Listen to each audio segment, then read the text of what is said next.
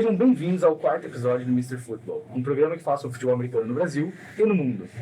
Hoje iremos falar sobre futebol americano feminino. E, claro, nossas convidadas são as atuais campeões brasileiras de futebol americano, Esther Alencar e Amanda Ramos. Sejam bem-vindas. Obrigada, Gino. Obrigada pela oportunidade da gente estar aqui. Vai ser bem divertido hoje. Valeu pelo convite. É sempre muito bom poder falar de futebol americano. Que bom. E como vocês já viram, né? Já também contratamos as nossas duas. Precisamos de mais um QB. A gente já tinha o Bado, agora a gente tem a Esther. E aí a gente tem agora uma linebacker OL. Que a gente precisava jogar. Ela não tava com a camiseta porque eu pedi pra ficar com a do Silverhawks. E já vou falar uma coisa que vocês não sabem, mas é pra mim mesmo. O símbolo, pra mim, a logo da Silverhawks é o mais bonito do futebol americano que eu conheço, comparando com o NFL e tudo mais. Acho que a gente tem que concordar. Não, eu vou ser bem sincero, porque normalmente se falar Silverhawks, quem não conhece, eu vou pôr aqui depois na edição. Vai ser só um Silverhawk, né? Uma águia prateada. E não é uma mulher com capacete de águia prateada. É muito legal. É assim, quem foi que fez? Foi o primo da Esther, o Vinícius Bis. Ele é super parceiro do projeto, assim, ele incentivou a gente desde antes do zero. E na época a gente pediu pra ele, bola umas ideias aí pra gente, a gente vai discutindo. E aí ele criou, a gente chegou em 2 finais e essa foi a mais votada, assim, de longe, né? Porque ela é muito maneira. Ficou muito, e assim, tem até o risquinho na menina do futebol americano. É maravilhosa. Inclusive, eu tava até essa semana falando com ele, que ele tava aqui em Curitiba, e a gente tava conversando sobre a logo do Silverhawks. A gente tava no Instagram vendo tanto de coisa Silverhawks que apareceu, de time, de um monte de coisa aleatória. E é muito incrível que o nosso é o mais único, porque não tem como alguém imitar essa logo, né? É única. Simplesmente não tem como, né? Então acho que é muito legal. Realmente nossa identidade visual, ela tá muito apegada a isso. E então... é legal que ela representa tudo que a gente pediu, assim, e no fundo todas as nossas lutas dá pra representar nela. É uma mulher brava, uma mulher guerreira, é uma mulher com os símbolos do futebol americano, com os risquinhos aqui. Então é muito legal que no símbolo ela já representa muito do que a gente busca representar, né? Não, maravilhoso. E agora, então, tendo esse símbolo, e o símbolo do Mr. Football vai ficar melhor ainda. Se vocês estiverem escutando, tem alguém buzinando aqui fora, não tem problema, tá? Mas vamos começar, né? Fazer a pergunta. Eu acho que a primeira pergunta eu vou fazer até separado pra cada um, porque eu quero saber de onde veio essa paixão pelo futebol americano. Se puder começar, Esther. Beleza. Eu conheci o futebol americano, eu tinha 10, 11 anos, mais ou menos. Isso era 2007 para 2008. Eu conheci por causa do meu irmão mais velho, o Gabriel. Tem que citar o nome dele, porque eu sempre falo irmão mais velho, ele fica bravo pelo então, Gabriel. Deixe dito. O Gabriel eu conheci por causa dele. Ele conheceu o esporte, comprou uma bola, começou a brincar. Eu lembro que o primeiro jogo que eu assisti, não o primeiro jogo, mas assim, o primeiro jogo marcante foi o Super Bowl de Cardinals e Steelers ainda, da temporada 2007 para 2008, né, um jogão. E aí em 2008 ele começou a jogar no Curitiba Brown Spiders na época. Então eu comecei a aprender o jogo com ele em casa. Então eu fazia rota, aprendi a lançar bola, porque ele queria treinar e eu era quem ele tinha, né? E aí a gente tava junto assistindo o primeiro jogo, que rolou lá em 2008, inclusive, tudo. Ele não tava jogando, mas eu tava lá na torcida. Então, naquela época, foi quando eu conheci o futebol americano, passei a entender e a gostar do esporte, mas jogar não era nem passava na cabeça. Eu jogava qualquer outra coisa menos futebol americano, assim, né? Sim. Assim, fora de casa, digamos desse jeito. E aí, enfim, surgiu a oportunidade de jogar mais pra frente, né? Eu acho que a gente vai depois falar resumindo, Gabriel, você realmente tem que pedir, né, os louros disso aí. Ela foi pra seleção, foi pra tudo, não fala aqui pro seu nome. Você que começou, você que treinava ela. É tipo mais ou menos isso mesmo. Então é importante. E você, Amanda? Eu conheci o futebol americano em 2010, quando o meu ex-namorado veio pra Curitiba, e aí ele começou a jogar, e ele jogava lá já em Campo Grande. Então eu comecei a acompanhar, ele assistindo jogos e ele indo treinar, etc. Ele começou a treinar no Legends na época. E aí eu comecei a aprender o esporte de tanto acompanhar, de tanto observar, e aí eu já começava a narrar as coisas antes das coisas acontecerem, assim. E aí eu fui pegando muito gosto pelo esporte, mas é assim, que nem a Esther, não tinha nem ideia de pensar em jogar isso e etc. Quando eu quis muito me envolver com o esporte, eu entrei para arbitragem, né? Então eu tive essa etapa anterior. E aí, depois, quando eu tava pitando um jogo, etc., eu entrei em contato com a Esther e a gente gerou essas ideias, mas eu conheci pelo meu ex-namorado e fui acompanhando os jogos da NFL, os treinos do Legends, os jogos, etc. Então, foi esse o meu caminho. Isso é muito legal. Pra quem não conhece, a Federal teve um time, que era o FR Legends, que juntou com o Brown Spiders, né? Depois de Isso, um tempo. E tem vários jogadores que vocês devem conhecer que são excelentes, que vieram desse time do Legends. Atos, os Kivas, os dois jogavam lá. Então, assim, tem vários jogadores. O Rios. Jogadores importantes mesmo pro FA-BR que vieram do Legends, era um time bem legal. Canhoto, nossa, uma galera. É uma galera, né? E hoje tá no Brown Spiders, outros estão em outros times, mas é bem legal. Continuando já a falar sobre isso, vocês falaram bastante do Silverhawks. Como surgiu o Silverhawks? Porque assim, até então, hoje não existe tantos times femininos. Vocês criaram já pensando em jogar ou mais porque vocês tinham essa vontade de jogar o futebol americano e criaram um time? Quer que comece a responder? Eu deixo você começar. Tá. Então assim, em 2014 já tinha um time feminino aqui em Curitiba. Na época o nome era Guardian Angels, então era um time feminino que estava vinculado ao Guardian Saints. Legal. Que foi como eu comecei a jogar, em 2014. E aí eu entrei nesse time, na época uma das principais atletas era a Bruna Luz, a irmã do Matheus Luz, prima dos Tuleski, A família Brown Spiders. Isso. Então, e aí eu comecei a jogar, na época eu não conhecia a Raminhos ainda, e aí a gente, enfim, treinando, jogando, tudo mais, normal. No começo de 2015 as coisas começaram a dar meio errado nesse time, assim. O que a gente tinha de comissão técnica, o pessoal precisou se afastar, porque já não tinha mais como dar tanta atenção. A gente começou a perder atleta. No fim, o time tava acabando. Ia acabar o time. E aí, eu e a Bruna já conhecia a Raminhos, principalmente por causa dessa ligação de BS, que a Bruna tava em todos os jogos, acho que via a Raminhos apitando, coisas assim. E aí, a gente começou a pensar, a gente tem duas opções. Ou a gente para de jogar e segue a nossa vida, ou a gente recomeça isso aqui do zero, que foi quando a gente... acho que a Raminhos, na época, depois ela vai contar melhor, mas ela acho que estava começando a jogar, a treinar com outras pessoas, outras mulheres. E a gente falou, vamos juntar essas duas coisas, fazer um projeto, né, do zero, recomeçar mesmo. Que foi quando, na época, a gente começou o nosso time feminino, que veio a virar o Silverhawks depois de 2 anos, né? O nome só mudou, mas o nosso time começou mesmo em 2015, julho de 2015. Então foi assim que o nosso time surgiu, né? A Bruna era uma personagem que no fim ela foi super importante nesse começo, mas ela, por motivos profissionais, ela nunca realmente jogou, não fez parte do time do Silverhawks, mas eu acho que é sempre válido lembrar dela, porque no fim foi ela que conectou nós duas, né? Então faz toda a diferença. E daí nessa época de 2015 eu já queria muito jogar, e eu tava ali como árbitra e eu não conhecia o Guardian Angels, não conhecia nenhum time. E aí eu juntei umas mulheres, assim, no Curitiba Brown Spiders, que na época era o FPR, né, Brown Spiders.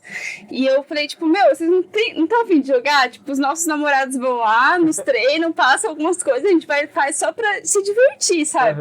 E a gente ia todo sábado se divertir no parque, e eles passavam drills, exercícios, ensinavam futebol americano pra gente.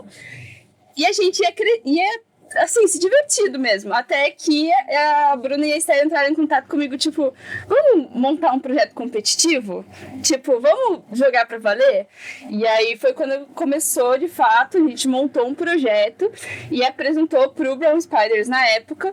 Tipo, vocês estão a fim de apoiar esse projeto? A gente treina com o material de vocês por enquanto, a gente treina aqui no campo de vocês, né, que era o atual Crook Stadium. E aí a gente tem o apoio de vocês e a gente leva o nome de vocês. A gente vira, né, o Brown Spiders feminino. Então foi assim que a gente começou em 2015. A diretoria do Brown Spiders amou, super abraçou a ideia, etc. Então foi muito legal a gente ser acolhida e ganhar essa primeira oportunidade do Brown Spiders. Então por isso que a gente considera 2015 a nossa data de fundação. Porque se não tivesse tido esse apoio lá no início, a gente não seria hoje, principalmente porque o time, assim, a estrutura começou em 2015 mesmo, né? A gente teve a mudança de nome, que nem alguns times passam por fusão, outros, né, mudam a instituição que tá na frente. Mas continua. Mas o nosso time é exatamente a mesma coisa de 2015. Mesma estrutura. O mesmo plano de negócio que a gente construiu em 2015, foi o que a gente tem carregado o time até aqui, inclusive, né? E aí foi isso, chegou no momento que a gente percebeu que era mais importante importante para nós sermos independentes de times masculinos, né? Que para o nosso crescimento tinha um futuro assim, mais promissor à frente se a gente estivesse independente de uma instituição que era um time masculino. E eu acho que foi uma decisão, assim, que super transformou certeira. tudo que a gente fez, que foi quando a gente começou a dar o salto, né? E a gente conseguiu, assim, atingir todos os times no fim. Isso, até lembro porque eu participei várias vezes do treino de vocês, e tinha gente do HP, tinha do Croco, tinha E gente isso do pra gente Brown. foi o mais incrível, assim, porque como a gente era o único time feminino aqui no Paraná, em Curitiba, a gente já tinha muitos simpatizantes em outros times que não no Brown Spiders. Mas eles não iam nos treinos nos ajudar porque a gente era vinculado ao Brown Spiders. Então a gente ficava preso a ter algum apoio só do Brown Spiders. Então, quando a gente tomou essa decisão de se separar, foi muito grandioso pra gente, porque a gente pegou o melhor de cada time pra ir lá, 1, 2 treinos, aí se ele se interessava pelo projeto, ele continuava. Então, a gente conseguiu o apoio de Curitiba inteiro nessa decisão de desvincular e começar a andar com as próprias pernas. Então, pra gente foi muito, eu acho muito legal do time de vocês hoje, que tem muitos times masculinos que estão muitos anos na frente, né, que já jogam há muito tempo, mas ao mesmo tempo estão muitos anos atrás com algumas coisas básicas. Por exemplo, vocês têm coach de posição. Então, e não é uma pessoa, um coach atleta com muitos lugares, a maioria são coaches que estão ali só pra isso. Isso é uma vantagem que a gente tem por ser um time feminino não vinculado, né? Porque que acontece? Isso é uma realidade que aos poucos está começando a mudar no futebol americano masculino, porque a gente tem atletas mulheres se tornando treinadoras. Isso, então a gente tá fazendo o caminho inverso, que é muito legal de ver.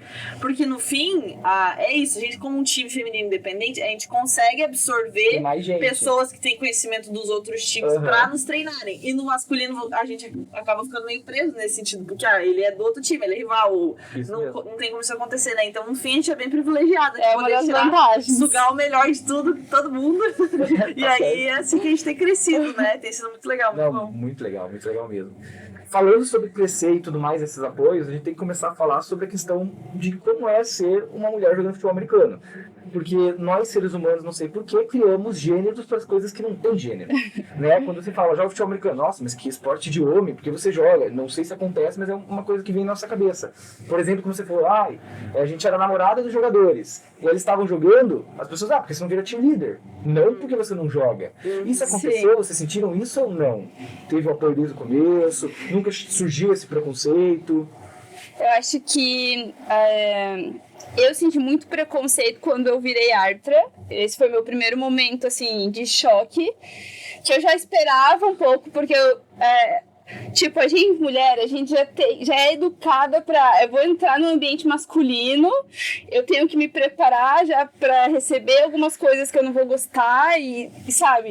Então, esse foi o meu primeiro momento que eu lidei com isso. E aí, quando eu virei atleta, a minha família já tava acostumada que eu tava ali naquele meio e não foi um choque, assim, pra minha família e amigos. Eu já estava envolvida ali, eu já tinha o apoio deles dentro da área do futebol americano. Então, se eu ouvi alguma coisa como atleta, pra mim, tipo, não foi nada marcante, sabe? Sempre tem uma tia, um tio que fala, isso é muito bruto, você é muito pequenininha, você vai se machucar. Mas é mais no sentido de você se machucar do que ser um negócio masculino. Então, eu tenho o grande privilégio de minha família e amigos aceitarem isso e entenderem que também é uma luta, né? De a gente se posicionar, de a gente querer mostrar que é igual, que a gente pode fazer o que a gente quiser e etc.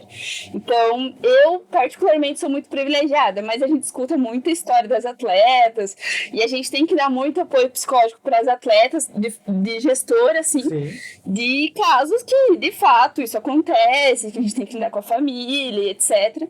Então, eu me considero privilegiada nesse sentido, assim. A minha realidade é parecida com a da Ramis nesse sentido, né? Eu falo que, assim, a nossa parcela de realidade é pequena em relação às outras, eu diria, né? Então, é bem importante deixar isso claro.